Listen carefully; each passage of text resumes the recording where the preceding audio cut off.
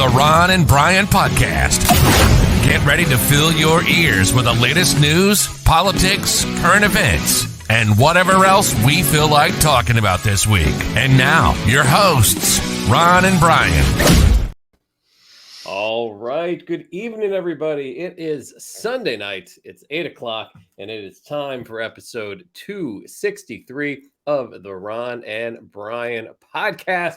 I am Ron, joined by one of the few passengers of the submersible called my heart, Brian. Brian, how are you this evening, my friend? You know, I'm going to say emotionally spent. Okay. That is how this has been a week where I feel like we missed out not doing an episode every night. I feel that there was enough going on in the world this past week that we would have clearly had an hour of content every night this week. It was a roller coaster of news stories, not just submersible stories. There's a lot of news out there. So I guess the only thing to do is to just dive right into things with Drink of the Week. Drink of the Week. Na zdrowie. Salud. Drink of the Week. Sláinte. Prost. Drink of the Week. Drink of the Week. Drink of the Week. Brian, Yeah. what did you bring to drink this week, my friend? Oof. Listen, I felt like this was the kind of week where no amount of beer was going to properly show homage to the people that we're going to be talking about in the next hour. And there was only one thing that I could do, and that was to crack open my box of Macallan Quest 12-year Scotch single malt whiskey. It looks like this in the bottle. But first off, let me tell you a little about it, Ron. Please do. The Macallan Quest, it pays homage to the entirety of the journey taken by the Macallan to source the best oak across over 20,000 miles, concluding with the selection of 4 different but complementary casks to deliver a single malt whiskey that creates a genuine expectation of further exploration and enjoyment. And you may say to yourself, come on, Brian, it's just a whiskey. How can it speak so full of life and the experience? American bourbon casks are combined with hand-picked sherry-seasoned European and American oak casks and hogsheads to deliver a character of fresh flavors of citrus fruits and sweet vanilla oak. Depicting a blue sky, Quest represents the start of a journey where the world is a canvas and the sky is the limit, and it's going in my belly. So what we are looking at is the color is a pale gold.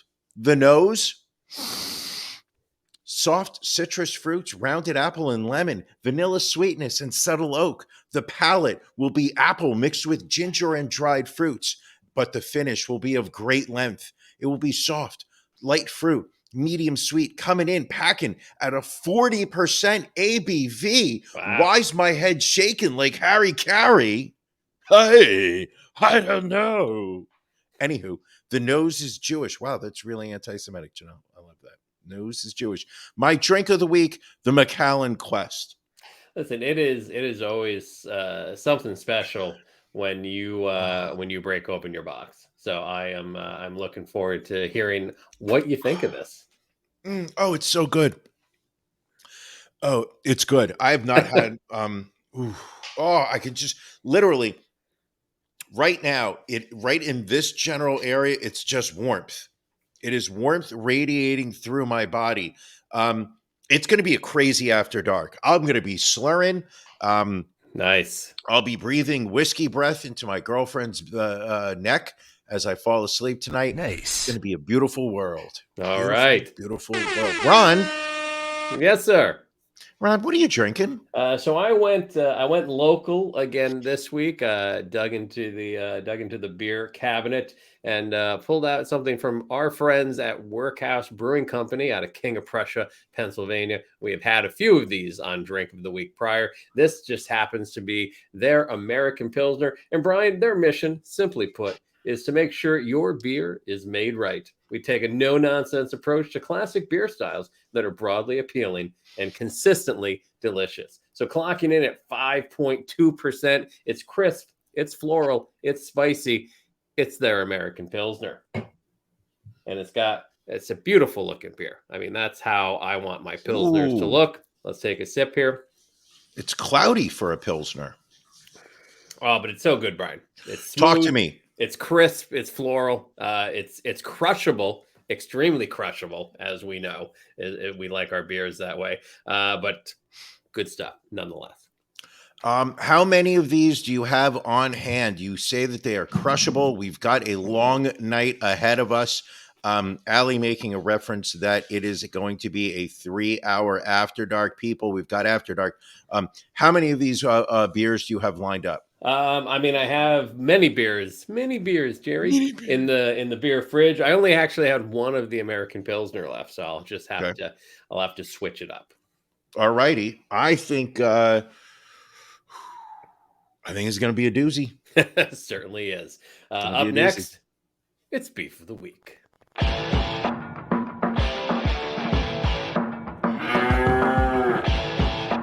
Ron and Brian's Beef of the Week.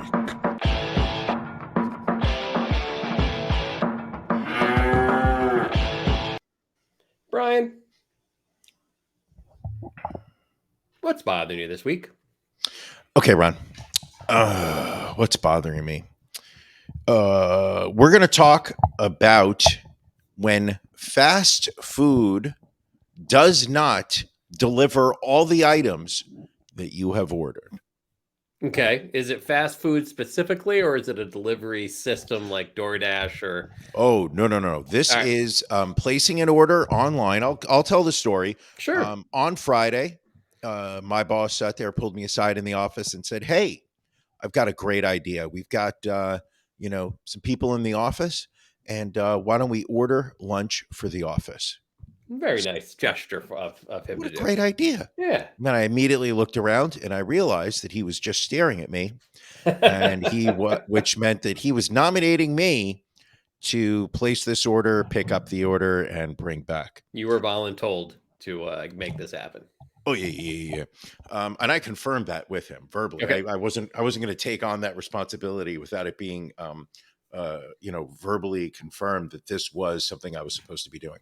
So we ordered, placed the order online from a local fast food place that specializes in chicken. Okay. Various chicken nuggets, chicken tenders, I guess you would call them, chicken sandwiches of different types. Would June be a month that this restaurant does not necessarily favor for some reason? Possible. Okay. Possible. Just asking. But the thing, so I went around the office getting everybody's order. Basically, people asked for certain types of sauces. I said, absolutely, don't worry about it. We are going to get plenty of the signature sauce that this establishment is known for. No, Janelle, I will not mention their name. I will not. They have not deserved it. So, unfortunately, with this place, when you're there in person, the very rare times I'm there, you usually can just say when placing your order, "Oh, just give me a couple of these and a couple of those." When it comes to the sauces, and they're very good with, very generous. When you're ordering online, you have to open up each individual item and add the different sauces you want for each item. You can't just say at the bottom, "Give me 10 of these, 2 of these, 4 of those." No. You have to open it. So each order of fries, each order of nuggets, each order of sandwiches, I'm sitting there, I think you can get 2 sauces with each order. Gotcha. So it took me a while. Walked to the establishment on Fulton, picked up my order. The woman said, "Oh, you can make sure, everything's in there." I was like, "Hey, I trust you. You are spreading the gospel." Also, the bag was just so packed that there was no way that I was going to sit there, open it up, and look at each item. It didn't make sense. When I get back to the office and I open it up, There were no sauces. Mm.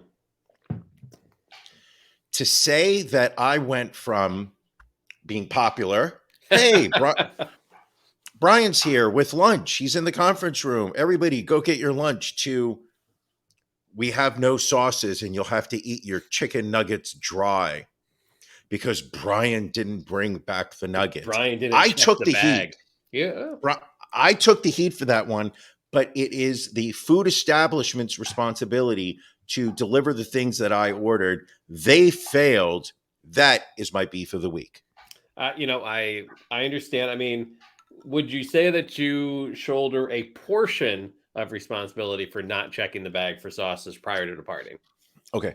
I would say that if I had ordered one item, two items, I would Okay. say that it would have been reasonable for me to open up the large bag, Right. plural, to go through them and make sure that they had what I had ordered.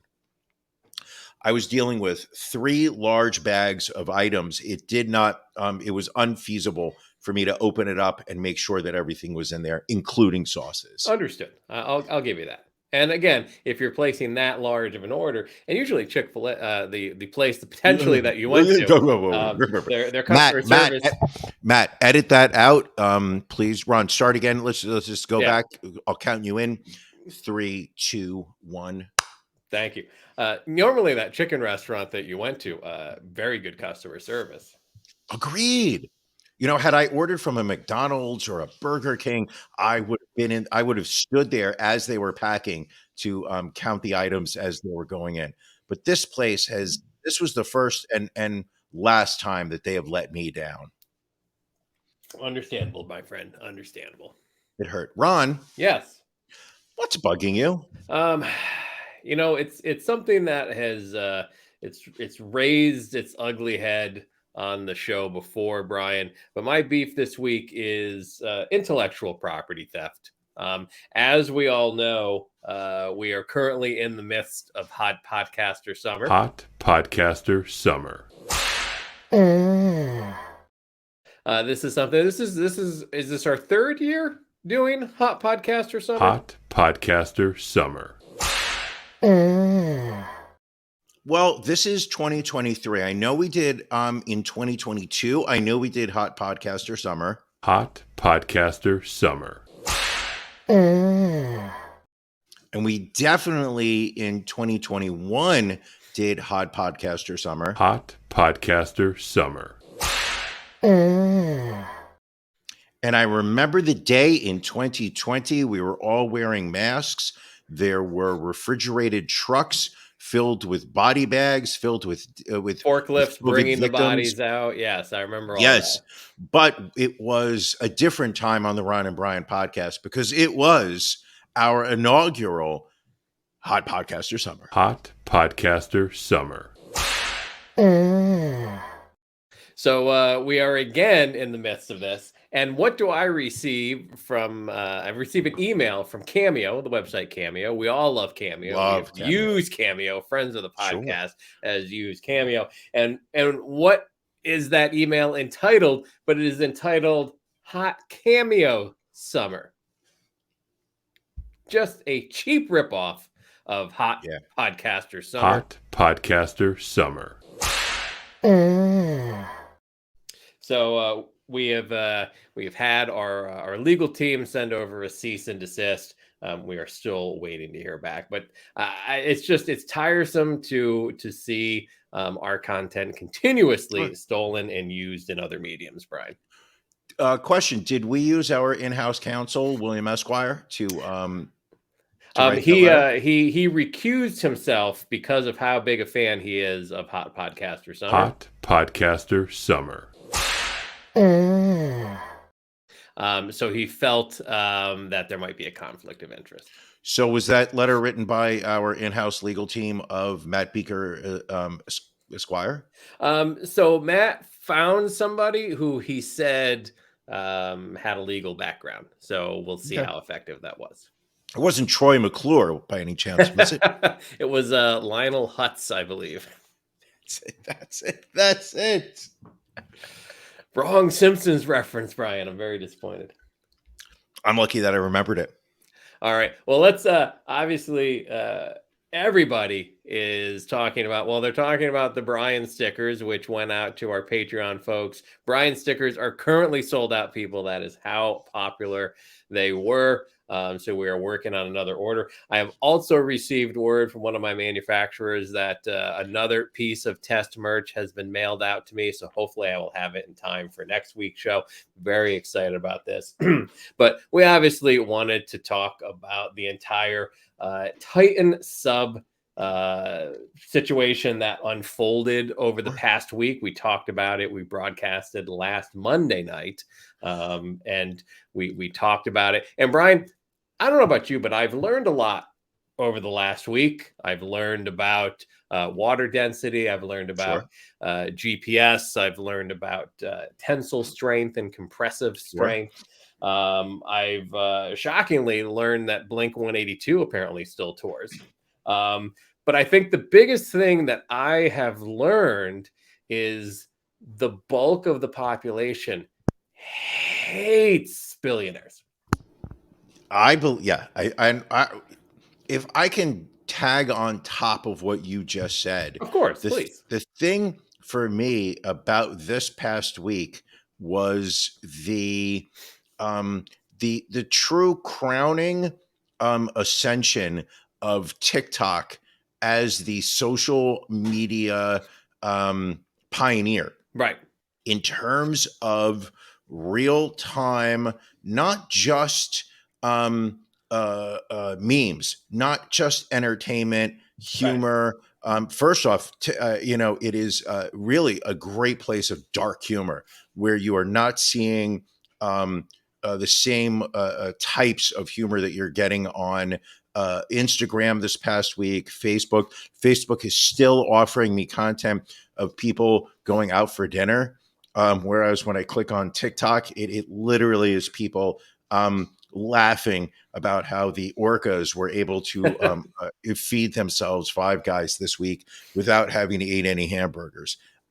Like TikTok truly shined this week as the go-to place for social media. And as you were saying, the amount of content that it was delivering of just people just it having a moment of just glee at the idea that there was a submersible that was lost in the water. This is prior to the later just utter joy that all these people perished. But it was just how fast this content was delivered, how smart, how ingenious a lot of it was. This was the week to me that TikTok really took first place. I mean, my For You page at one point was just constant sub talk, just one after the other. Yes. And again, some of it was news related, some of it Yeah. was, memes, and some of it was just really dark shit. One of the ones I liked, and you're talking about, like Facebook and Instagram, like one of the TikToks talked about how in 5 years, people who watch Instagram Reels are going to be shocked to find out about this. Like, and it's true. Like, it's like TikTok is where I think people go now for that kind of instantaneous pop culture / news buzz. Sure. I mean, there are genuine accounts there where it is just your average person who is broadcasting. They are broadcasting their own version of the news. Obviously everything should be taken with a grain of salt, but the level of research that you can see in some of these accounts is just wild. Yeah. And also, who knew James Cameron, apparently an underwater sea expert as well. I know. It was wild. And yet apparently, he is, he's been down to the Titanic. What is it? About 30 times, I think they said. About 30 times this guy's been down there. Obviously, he was quite vocal about his skepticism regarding the Titan and Ocean Gate Expedition's efforts in going down to the Titanic. Just listening to him, you sat there and you immediately were like, he would have found a way for Leonardo to not drown. He would have found, James Cameron would have found a way for Leonardo to get on that door. You think so? Yes. Jack, not now, Jack. So we already talked last week about how neither of us would forget the Titan submersible. I don't know that any of us would have gone in any kind of vehicle down to the wreckage of the Titanic. Like, I just don't have that kind of risk wish. But after hold on. reading, Let me ask you a question. But do you have the desire to? Not really. No. I am fascinated at the concept of getting into something. And I mean, don't get me wrong, the amount of anxiety, panic, claustrophobia the level of it would be just anxiety inducing. Just and that's Right. even, I mean, but just the idea of being able to go down there and to actually see the remains of the Titanic, I would absolutely love to do it. However, I don't believe that I would be willing to risk my safety with the level of technology that they are currently using. I would rather, other people be the, quote unquote, the guinea pigs to try out these systems until it has been established that it's fairly safe. And then I'll give it a shot. Well, and TMZ managed to get a hold of the waiver, the 3-page waiver that everybody going on the submersible have to sign. And it hits you right away on page 1, number 2. A portion of the operation will be conducted inside an experimental submersible vessel. The experimental submersible vessel has not been approved or certified by any regulatory body and may be constructed of materials that have not been widely used in human-occupied submersibles. Ooh, that's rough. And then number 3 just happens to say is in there, could cause severe injury or death. And number 4, it says I could be exposed to property damage, injury, disability, or death. And then number 5, there are other things that could lead to property damage, injury, disability, and death. And then finally, I acknowledge that all travel in and around the water of vessels of any type, including submersibles, entails both known and unanticipated risks that could result in physical injury, disability, emotional trauma, death, harm to myself or third parties, or damage to my property. Like, reading that would scare me away. I think I'm going to pass. And But you've done some things in your life that have, where you've had to sign some waivers to do. I have, but I feel like the things that I've done were calculated risks. I don't know that you could call this a calculated risk because there were so many unknown variables about this thing. Again, because it wasn't safety checked by any of the organizations across the world that do that. It wasn't certified. It wasn't regulated. It was experimental, carbon fibers in there. I feel like, I've done some, I don't want to say dangerous stuff, but I've done stuff where I've had to sign waivers. I didn't think it really put me in death's way. This obviously very much so put people in death's way. Just seeing what's down that low in the ocean is just ridiculous. Like, what I find utterly shocking is the, listening to, the quote unquote oceanic experts talking about the just, and I do not mean this as a cute pun, but the crushing pressure of the water at that depth of 12,000 feet below the ocean. And yet you've got places like, I believe it's the Mariana Trench, right, which is 30,000 feet below the ocean sea, and people have gone there. Yeah, I mean, you talk about the pressure, though. This is like some of the fascinating, people always need to give you relatable things. So like, apparently the pressure at that level is similar to a polar bear standing full weight on a quarter. Like, if the sub was a quarter, the polar bear would be the weight of the water pressing in around the walls of that. Yikes. And all it would take would be a crack in the fiber the size of half the width of a human hair to have that kind of catastrophic failure. Run that by me again. So all it would have Half taken, the width of a human half hair. the width of a human hair at that level of pressure, all it would have taken is a crack that minuscule for the hull to basically, implode. Okay, we need to rewind a bit because Okay. we're jumping ahead to the actual implosion. Sorry, but my I apologies. no, you don't need to apologize. This is, you're still 49% owner of this All right, show. thank you. But it is just the 3 days that were spent where everybody was focusing on this submersible that was, they had a general idea where it was. It was going to Right. be, near the, where the Titanic had sank. But they had lost communication. Apparently, the company waited 8 hours to notify the U.S. Coast Guard that they had lost communication with the submersible. Right. Apparently, that the technology on the submersible. Can we just call it the Titan? It's a lot Sure. easier than saying the submersible. I don't like that word. I don't like saying that word. It's fewer syllables. Just say Titan. Titan. But it was just that, it was considered part of their, in terms of their operating procedures, it was considered normal to lose communication for a period of time with the Titan. So they were not unduly worried or concerned when communication was lost, and they allowed 8 hours to go by before reaching out.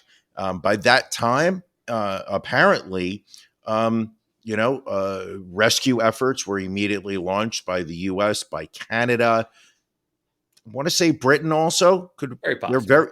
Britain's still, no matter, say what you want to say about Britain, still have a very strong navy, still have very strong maritime operations. And I believe Great people. I believe one of the passengers was a UK citizen, so that would make sense. Are we still going to rank the victims? We can. I didn't know when you wanted to do that. We could do that a little bit later. We're All still right. so it was just, for just I would say for 3 days, and it was the countdown, of how of their remaining oxygen. Right. That there were literal websites and there were news channels that literally had in the corner of the screen, like right where it says file photo, right Right. there was a countdown of the remaining oxygen. So it was like 38 hours, and you would just see it second by second clicking down. That everybody was sitting there waiting to see if they were going to be located, because there was a very strong theory about the possibility that they were just floating on top of the ocean. Right. Or That they somehow, were stuck attached to like the wreckage of right. the Titanic itself or something else underwater and couldn't get loose. Now, the thing that during this period of time, it was just so wild was how oceanic experts, and there's a term for them. I don't know what they're called. We'll go oceanographers, perhaps. Oceanographers. Okay, that's a good word. That's a word I'm go. Oceanographers. Oceanographers. They immediately started bashing the structural makeup of this of the Titan. Just immediately the articles, the interviews, the analysis of what a I dare say flimsy seemed to be, kind of the consensus that, on other submersibles that are out there, across the world, that there are, so many safety features that are built in. There's so many electronics that are controlling this thing. And then you look at the Titan. I know that it's a running joke at this point, and I certainly don't want to pile on. But that this thing was being run by a PlayStation or an Xbox game controller. It was a Logitech controller, and again, hindsight being 2020, and obviously the OceanGate CEO Stockton Rush won't really be able to regret his words now.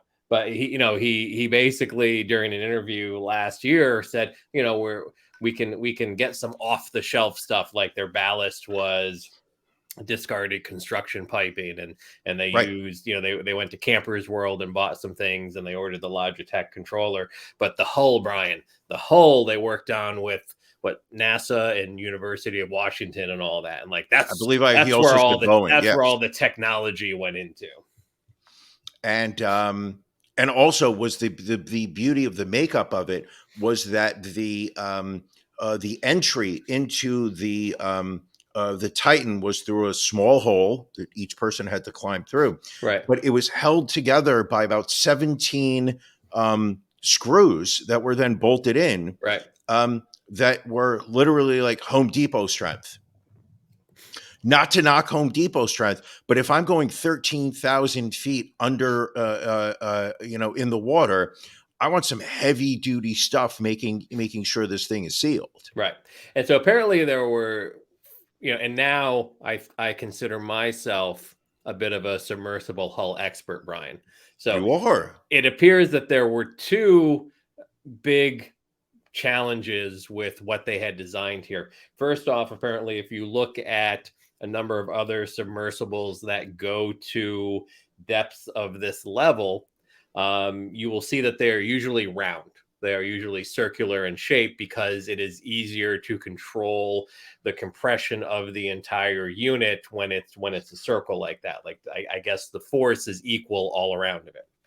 This was more cylindrical, obviously, Sure. because this was a for-profit venture. So it was a cylinder so that they could fit 4 or 5 people in there. So Mhm. rather than having that compression all around you, you had this structure where the pressure on the top and the bottom and the sides made it more challenging for that kind of development. And then in mixing the carbon fibers with the titanium, most of these submersibles are just pure metal because, number one, if you're just using the pure metal, it's stronger that way because you're not mixing it with something else. But you can also test the metal after every trip. You can't test these carbon fibers, and a lot of people are saying that is probably what caused the issue. Is that this wasn't the first time this thing went down. They apparently have made numerous Multiple, successful yes. dives to the Titanic before, but there was no way to test that hull to see if that carbon fiber, if the hull had been compromised in any way.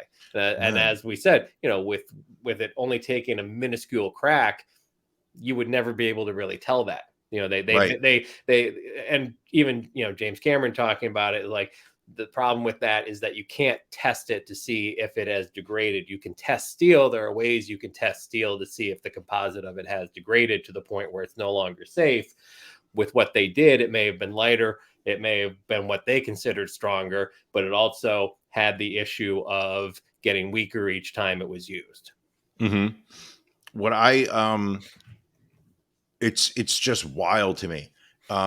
And the thing is the fact of, a lot of people, within that world have stepped forward this week saying that, they had, either, been approached to, to go down, to be a passenger on the Titan. Some people had signed up, and as they had gone out, there was apparently in total was going to be an 8-day trip, starting Right. from, when they were going to leave mainland Canada, including their time to where the boat was docked that would carry the Titan, as well as, going out into the ocean to, with the grounds of where the Titanic had sank. And then it was supposed to be, I believe, in total, an 8-hour dive. It was going to take like 2-3 hours to get down. You're going to be down there for another 2-3 hours, then back up for 2-3 hours. I think it was pretty much the way it was going to break down. But the number of people who have stepped forward to say, oh yeah, we bailed at the last minute because it was having some, technical difficulties, Right. because, the weather was rough and, they didn't think that it was a smart idea. We did go down, we went halfway and then there was a problem when we came back up, clearly the science with, I can only speak to, the stories, you're hearing about the Ocean Gate, but clearly this is, not a tried and proven transportation. Well, there were a number of passengers who talked about the communication issue, where they would lose communication during the trip. There was actually audio of one of the trips where there was an issue because one of the thrusters had been installed backwards. So it's so it's like, if that's the level of detail and checking that's going on, like that does. I guess it shouldn't be surprising at this point that something like this happened. But you have to give, you've got to give some credit, and you may not. You may sit there and completely disagree with me, but Stockton Rush, who was the founder and CEO of Ocean Gate Expeditions, the company that owned the Titan, operated it, whatnot, that he was not sitting in his fancy home in Silicon Valley, drinking his $1,000 wine while other people were putting their lives on the Sure. line. Going there, he was in that vessel. He was piloting it. This was up to $250,000 fee for each person to spend these 8 days. I'm assuming that the food was not Michelin rated. I guess they That they could were just bring, feeding. power bars and water and whatnot. But Sure. this is the one thing, and Allie kind of touches on it, how they lobbied for lower safety standards, and then they Stockton Rush would complain how all these safety checks stifle creativity. But yeah, perfect point here. The moment that they realized there was an issue, well, let's call the government and have the government help us out. And there was even someone from Ocean Gate who criticized the government, where after they waited 8 hours to contact the government, they were upset because they couldn't reach someone right away. Mind you, this was a Sunday night going into a federal holiday, and they had waited 8 hours already. Correct. And then they're upset because the government just doesn't come to their aid right away. Well, I mean, there is a sense of comfort and security that the Coast Guard does project. Sure. And in so many cases, as somebody who I will be honest, I have watched a ludicrous number of episodes of The Deadliest Catch. I'm not going to pretend otherwise. All right. It's I do know quite a few of the at least for the first like 12 seasons. I can name all the ships, the Northwestern, the Maverick, et cetera, et cetera. But each season they would have at least one episode, and possibly they would be featured, but it would just be the efforts. They would follow the Coast Guard rescue teams, who were based out in Alaska, waiting for mayday calls, waiting for calls from the boats to sit there and say, hey, we've got a problem, our engines aren't working, we're taking on water, there's a man overboard, somebody needs medical attention. And the number the way that the Coast Guard jumps into action is just was impressive. So I can understand to a certain extent the people at Ocean Gate sitting there thinking, well, we're going to make a phone call and the Coast Guard are coming out. Yeah, they're just going to come and they're going to help us. But there's a big difference between a boat on the ocean with communication gear working and a 12-foot submersible that's not communicating, and nobody has any idea where it is. Sure. And this is what also, it is interesting to me. And there was actually one of the anchors on MSNBC asked the question of one of the guests that she had on, is trying to calculate, what the cost of this rescue mission is going to end up being. Because, even though it was a number of different countries, like at the end of the day, the government somewhere is getting a bill for this. And is it going to be $10 million? Is it going to be $25 million? However much it is. And, the question she asked is, if this is a private venture, Sure. private citizens paying for a service from a private company, at what point do you justify the amount of money being spent on an effort that, at the end of the day, they were, odds are they were dead the moment they lost communication and tracking.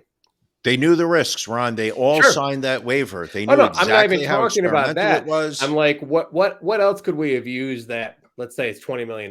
What else could we have used that $20 million for other than trying to rescue people that put themselves in a dangerous situation?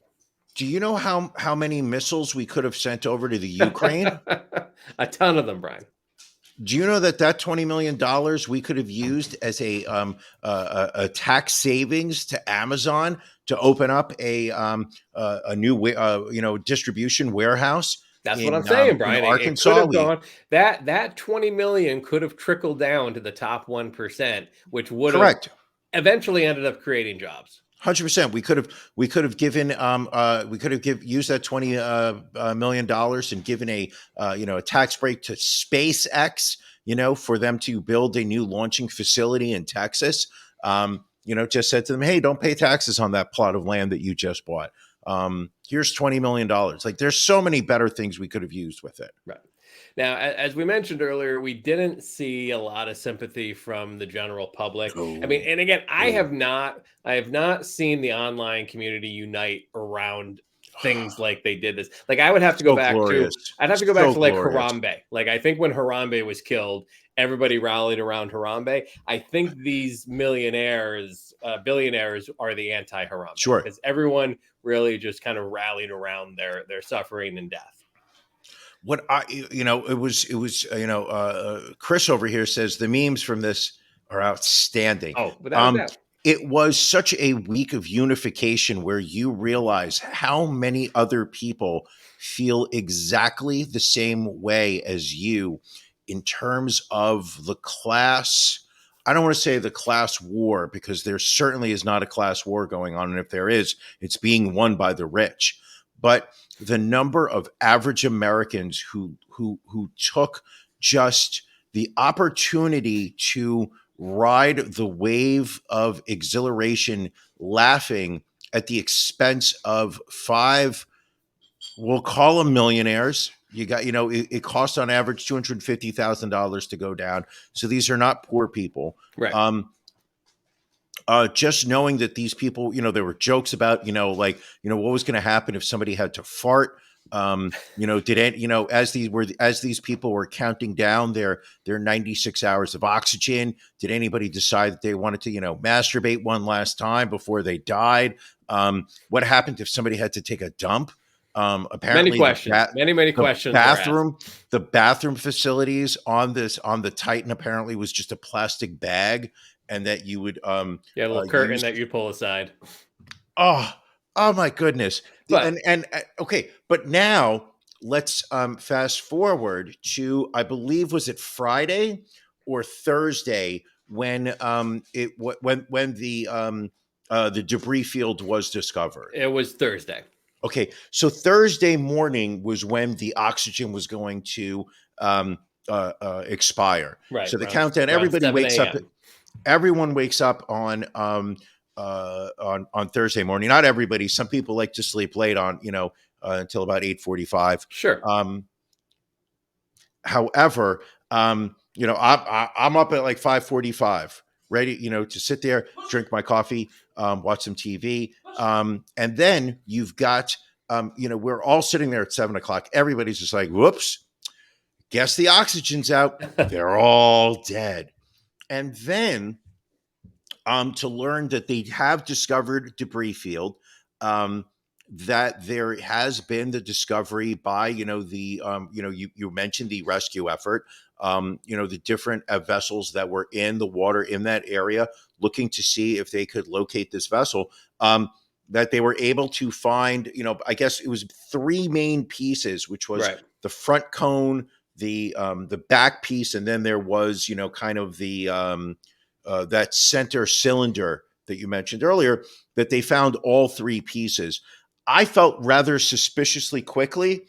I know, my brain immediately went to a place of, how is it took 100 years to find the Titanic, but they found this thing in 3 days? Well, and this was the part that I found really interesting, was that apparently the U.S. Navy has a sonar system in the Atlantic Ocean to monitor submarine use that they were actually able to register a series of noises when going back when the Titan actually went into the water, that they were able to they pretty much said that this noise was consistent with something imploding or exploding. Right. Like, it was a loud noise. This wasn't whales humping, to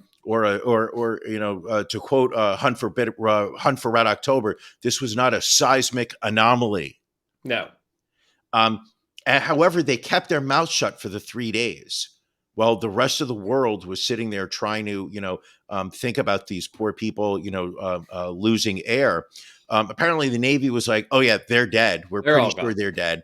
And what I thought was impressive was that through the technology they had, they were able to take the sound effects that they were hearing from the different sonar buoys and triangulate pretty much where the noise was coming from. And they communicated that to the rescuers and said, "Hey, you should look here." Right. And that's how they were able to find this thing within 4 days. And just, again, and they say now that they didn't want to release the information of the noise they had heard because noises are very tough. Noises are very tough to disseminate under the water, and they want until they found the debris field. Can I tell you the thing I heard about? And again, a lot of people talking about how implosion works, but Anderson Cooper had somebody on talking about it, and apparently the speed in which that implosion occurred was 1,500 miles an hour.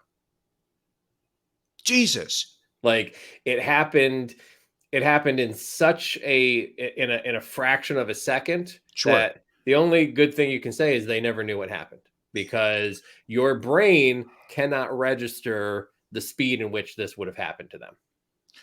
Do you think that so you're saying that, okay, I just want to recap this. Sure. That a crack in the, what was it, carbon fiber? The hull. The hull. Okay. So a crack in the hull, half the width of a human hair. Correct. Could have caused the structure. Mm-hmm. It could have caused the structure to fail, and an implosion would have taken place at 1,500 miles an hour. Correct. It would have been a nanosecond that it would have collapsed. Sure. And they would have been liquefied. They would have been liquefied instantly. They had no idea that it took place. No. Wow. Which, again, as opposed to running out of oxygen on the ocean floor, or even worse, floating on the top of the ocean and knowing that you're running out of oxygen, but there's 17 bolts holding you in, I go with instantaneous death. Sure. This was, in all honesty, okay, I was going to say this was best case scenario, but no, that wouldn't age well. That would not, that would document very poorly if somebody were to quote me later on. But accepting the reality that these people were dead, this was the best case scenario. Exactly. Now, we were kind of saying before there was a lack of sympathy, but we feel it's our duty as podcasters to kind of talk about, out of the 5, were there people on the Titan that you might feel a little bit sympathetic about, of most sympathetic to least sympathetic. So let's take a look at who was on this submersible. You've got Captain Hamish Harding, Paul-Henri Nargiolet, Stockton Rush, and then Shahzada Dawood and Suleiman Dawood. I'm probably not pronouncing that last name. Well, okay. I'll let you start, Ron. Well, I think so. Who do you feel who do you have the most sympathy for out of these 5?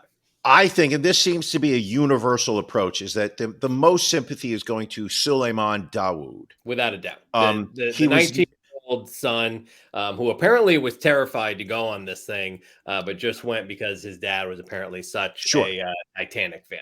A Titanic. He was 19, a business student at the University of Strathclyde in Glasgow, which is Scotland. And I know Glasgow is in Scotland because Roddy Piper was from Glasgow.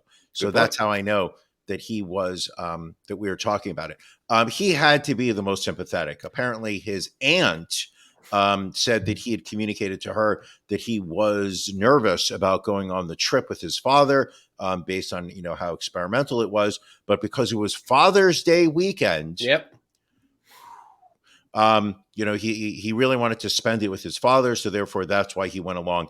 And this kid got crushed to death at a speed of 1,500 miles an hour. So I think he starts off at your most sympathetic. I would agree with you on that one. So we agree on most sympathetic. Number one. Let's jump Who to the do you bottom. agree- Let's jump to the bottom. You're jumping to the bottom. I think we want to. I think it's important for us to set the parameters and then kind of fill in the middle. Who do you feel is the least sympathetic out of this group? I believe we have to go Stockton Rush. See, I was thinking that.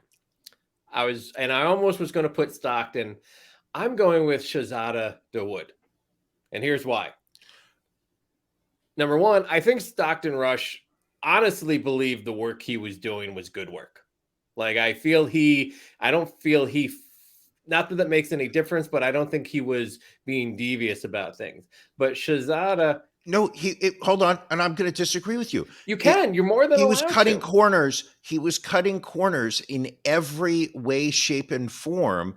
He was broadcasting it and telling people that most of the safety features that everybody else was adhering to was just lunacy, and he didn't need any of it.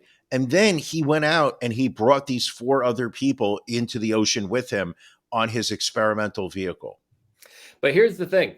Again, it wasn't like this was the maiden voyage. He had done this before. He had gone down. I'm not saying he is without reproach. I am just saying I don't put him as my least sympathetic. I put Shahzada because he made a decision for and his son to go down there, putting his wife in a situation to not only be a widow, but to lose her son at the very same time.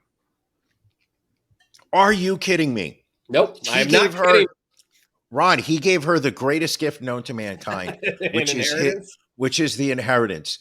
I don't know how wealthy he was. If according to the research that I did, he was a member of one of Pakistan's wealthiest families. He was a British citizen, had a background in textiles and fertilizer manufacturing. You know who enjoyed fertilizers? Was Timothy McVeigh. I was going to say the Oklahoma City bomber. Absolutely, Timothy McVeigh. Do you remember the name of the guy who he was working with? Oh, they were brothers. Right. And I can visualize him. Glasses. Yeah. Terry McNichol. Terry Nichols. All right. Very good. Was it Mick Nichols or Terry Nichols? Oh no, it was McVeigh. So it was Terry Nichols. Okay. So back on track here. So you're saying Stockton, least sympathetic. I'm going Shahzada. Who would you put at number 4 then? Because I would then put Stockton right at number 4. Least. I've got Shahzada Dawood as the second least sympathetic because he decided he wanted to do something that was incredibly risky, and he did not sit there and say, "Hey, this is a decision each and every person needs to make on their own." Son, I'll see you when I come back. He sat there and pressured his son to go along with him. All right, so we just basically have those two flipped around, but we're pretty close. We're at that point now. We've got Harding and Nargiole. So middle of the pack, I'm going Paul Henry. Just how come? Well, which way are you putting him? Your second least sympathetic, or are you putting him your second most sympathetic? Second least. So I'm putting him I put him right above Stockton Rush. You put him right above Stockton Rush. So you're saying that he is not sympathetic. Well, I say he's more sympathetic. He's kind of in the middle, is what I'm saying. I've got Stockton and Shahzada at the bottom. Obviously, Suleiman's number 1. Sure. Okay. So you're putting Paul Henry number 3 or Correct. Number 2? I'm putting him number 3. You're putting him number 3. See, I've got him number 2 on my list. Okay. And why is that? Well, that's because I believe he seemed to be genuinely a Titanic obsessed individual. He had been down to the dive site, to the wreck site over 35 times. He actually was the director of underwater research for the RMS Titanic, which this part just made me weird, which was an American company that owned the salvage rights to the Titanic and displays many of the artifacts in the Titanic. So he pretty much had made the Titanic his life. Right. he was not sitting there profiting off of other people. He was not, necessarily a thrill seeker, in terms of the world. But the Titanic was his life, and he saw he was another opportunity for him to go down and see it, and he took advantage of it. I put him as the second least sympathetic person. See, and no, Excuse me, second most sympathetic person. And that's why I put him in the middle. He'd already gone 35 times. He was a little selfish. He was a Titanic hog, if you will. Ron, how many times have you been to the brewery that's right by the train station near you?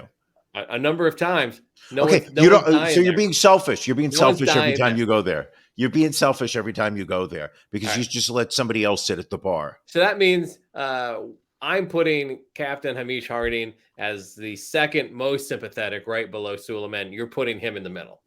Correct. And for the simple fact that this guy was a thrill seeker, joyride, he was all about getting Guinness World's Records. He held one for the longest time spent traversing the deepest part of the ocean on a single dive. He actually had already flown to space on a mission with Jeff Bezos's Blue Origin rocket company. So here was a guy who literally was just a thrill seeker, an adrenaline junkie, did not generate a lot of sympathy out of me. See, my only reason I get a little bit of sympathy is when I saw his stepson at a Blink-182 concert, and then also messaging OnlyFans models. Oh my Twitter. God! So hold on. I didn't put two and two together. So Harding's son-in-law was the one that was at the Blink-182 concert. Yes. God! His stepson was the Blink-182 kid. Okay, so how is it that 56 minutes into this episode we're only now getting to talk about the kid on Twitter literally commenting on thirst traps? Yeah, I think. Hold on, we can take this photo down. So yeah, he is Brian Sassy. I think. Ooh, he was sassy this week. Sassy. So apparently there was some online content creator who goes under Lexia, and she commented. Hold on, I gotta take the banner down real quick. Take that banner down. You can kind of see it. But here she posts on Twitter and says, "Can I sit on you?" And it's just a picture of her in like some lingerie. And he responds by saying, "Yes, please," and then follows that up with a comment that says, "Please pray for my family." Keep in mind, when this man types "yes, please" with some like cutie face emoji, his stepfather is lost in the ocean. Right. They don't know whether he's alive or not. And this guy's on Twitter commenting on thirst traps. Yeah. I mean, Jesus, it's just genius. And now apparently he's taken his social media down. He's like, now I guess he feels bad.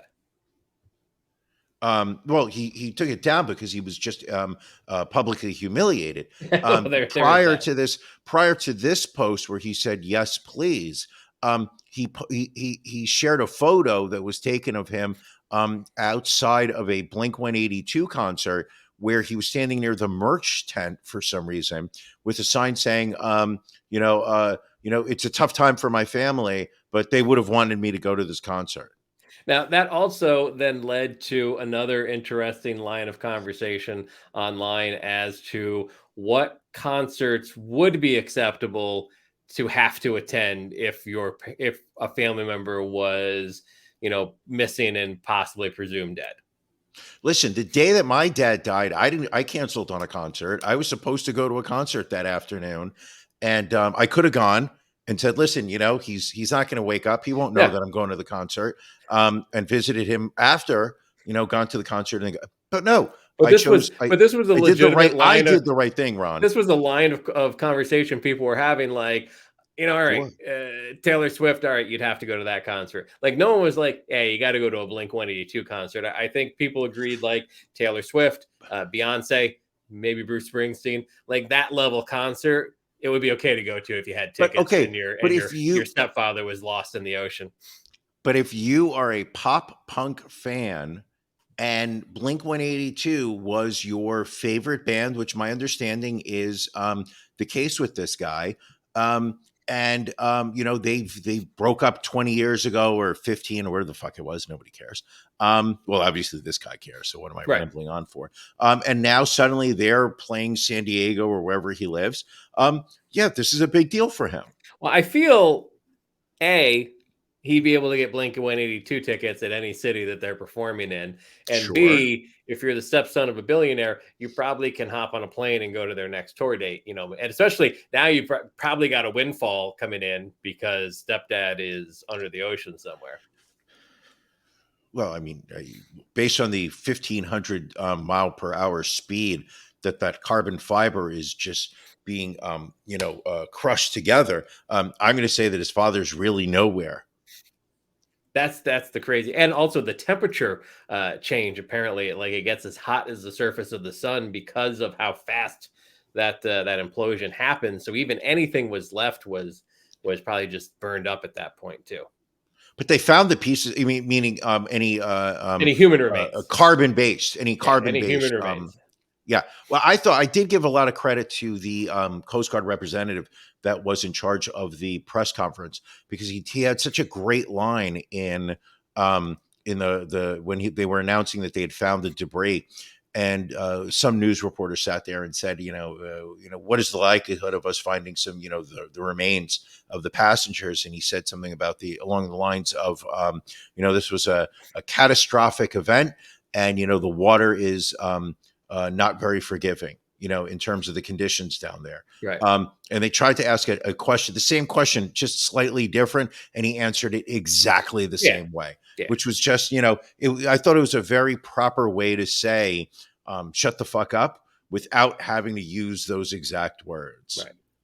Another little tidbit I learned, Brian: water 1,000 times as dense as air. Just a random piece of information. That's why GPS doesn't work underwater, by the way. Why? Because water is dense? Because of the density of water, correct. Oh. But then they use something down there to locate things. They use sonar, yes. Oh, so sonar is they send a sound, and when Yes. it bounces back, they can figure out the distance from the speed that it's traveling at. Exactly. When I tell you I learned so much this week, Brian. Now, where were you learning it? I was learning it in the mainstream media, so maybe I need to question everything I've learned. No, I'm not. Listen, I think that you, just like everything else, if you're trying to learn something, use multiple sources. Oh yeah.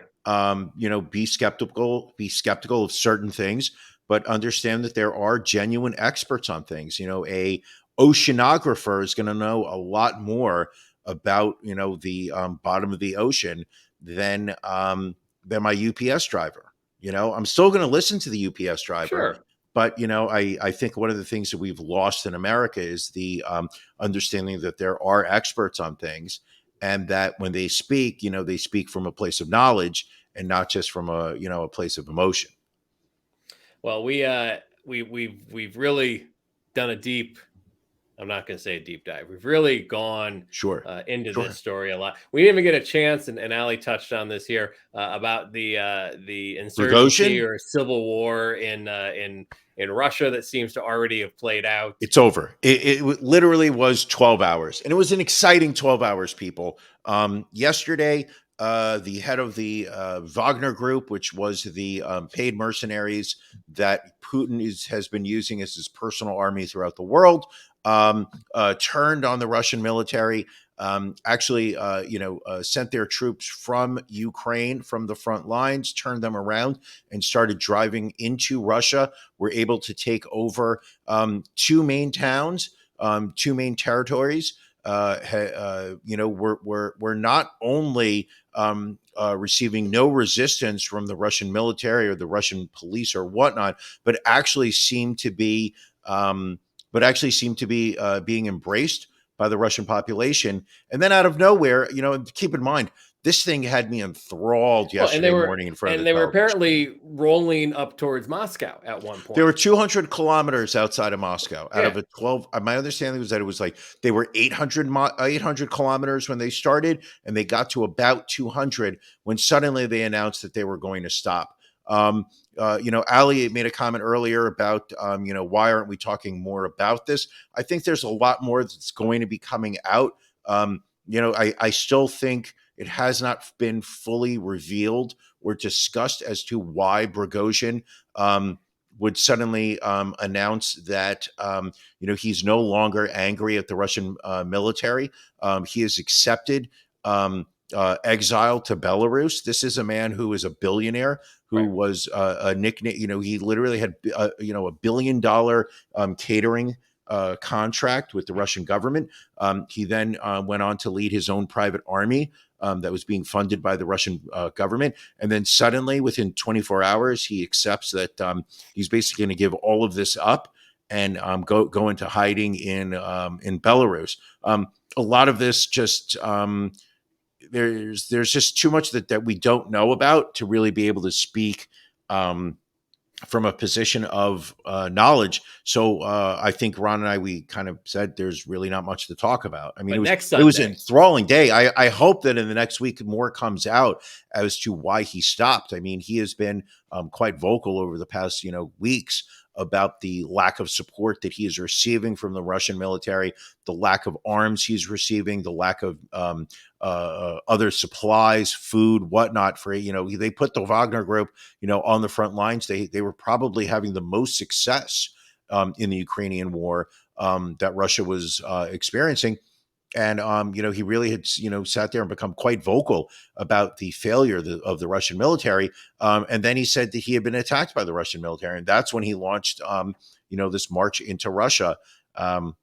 Just doesn't make sense that he would give up out of nowhere. But I don't know enough to sit there and, to say it's this or that. And I certainly am not going to jump on the plethora of conspiracy theories I've seen so far. Well, and again, we put Matt on the Ron and Brian podcast private jet. He is on his way over to Belarus, and he's going to get us that information, and we'll talk about it next week. But I think the only thing more tense than the situation in Russia right now, Brian, is finding out, can any of our Patreon listeners beat me tonight in a game of wits? And we're going to find out, Brian, after dark. That's right. It is time for our monthly pajama party. And can you beat Ron? Brian, you have put together a list of 10 questions where our subscribers will come on. They will. I lost 2 months ago. You lost last month. Janelle's been on a run. Janelle has been on a run. William Esquire, quiet. Allie, respectable, but Janelle's been on a run of late, beating us. There's a lot of pressure on you right now. There is. It is June. This is our June edition of Can You Beat Ron? There's a lot goes on in the month of June, so we always make sure that it's somewhat timely. But our After Dark pajama parties, always a special time. Last Sunday of every month, we invite our Patreons on. But even if you can't come on, sign up for the Patreon. As little as $5 a month. You get access to additional content. You get the audio file every week. We do, right after this show, we jump on over to Patreon. We go behind the paywall. We go behind the paywall. These are stories that YouTube was wouldn't necessarily find family friendly. We talk about things. We talk about things Zuckerberg and Papa Zuck wouldn't want us to talk about on Facebook. Twitch would be twitching. But we go behind the paywall. But it's also a way for you to help us offset some of the costs for this show. We've always said, listen, if you are in a war zone, if you are in a third world country being bombed by the Saudi Arabian jets, if you are in a submersible going down into the water, you should have free Ron and Brian podcast content. It's for everyone. It's for the world. But there is a way, this show is not free. There are costs that Ron and I incur. We do have to pay for Matt. Matt's rehab costs a lot of money, people. Certainly Ron and I would be in mansions if it weren't for Matt. But you know what? We don't hold it back against him because we support those who need our help. That's right. And along those lines, when when Ron and I say, hey, here's a way that you can get more value out of the show for $10 a month, which really 2 cups of coffee, not a lot. You get a link every Sunday that allows you to watch live the show we do. You get the video content of our After Dark, and then there are other tiers which earn you some swag, some tote bags, sweatshirts, this lovely coffee mug, which I use every week. Been drinking out of this for over 2 years. Not even a ding or a dent. I mean, the quality of this stuff, it's good stuff. Top notch. Yes. Absolutely top notch. All right. Well, don't forget your Brian stickers. That's right. First batch already sold out. We will be bringing back batch number 2 of the Brian stickers. These things are perfect. You're going to be seeing them all over the place, people. Well, thank you for joining us. This has been a submersible heavy episode. We'll get back to our more traditional, I guess, content next week. Again, unless we find out something, just shocking about the submersible. You did share that one TikTok with me that someone implied that they knew that they were in trouble because they had knocked the ballast off and were trying. But I haven't seen anything additional since then stating that they may have been aware of the danger that they were in. You hope that they weren't. In all honesty, you would hope listen. We rank them in terms of their sympathy factor. Truth of the matter is, considering the fact that these 5 people's lives were lost this past week, I think we can all just say that we hope they died instantaneously and had no idea. There you go. All right. Anything else before we roll on out of here and get ready for After Dark? Not at all. I just want to say I thank everybody who has watched this show, joined us live, as well as those who are going to watch throughout the week. It's a fun place to watch live. We get a kick out of the comments, the interaction, the community we got going on over there. But that doesn't make you any less of a fan for watching or listening later on in the week. All right. Well, we appreciate you all tuning in. After Dark, folks. We will see you in a little bit for the pajama party. Everybody else, we will see you next week. Thank you for joining us on the Ron and Brian podcast. We're live each week on YouTube, Facebook, and Twitch. You can find prior episodes, links to our social media, and everything else Ron and Brian at ronandbrianpodcast.com. See you again next week.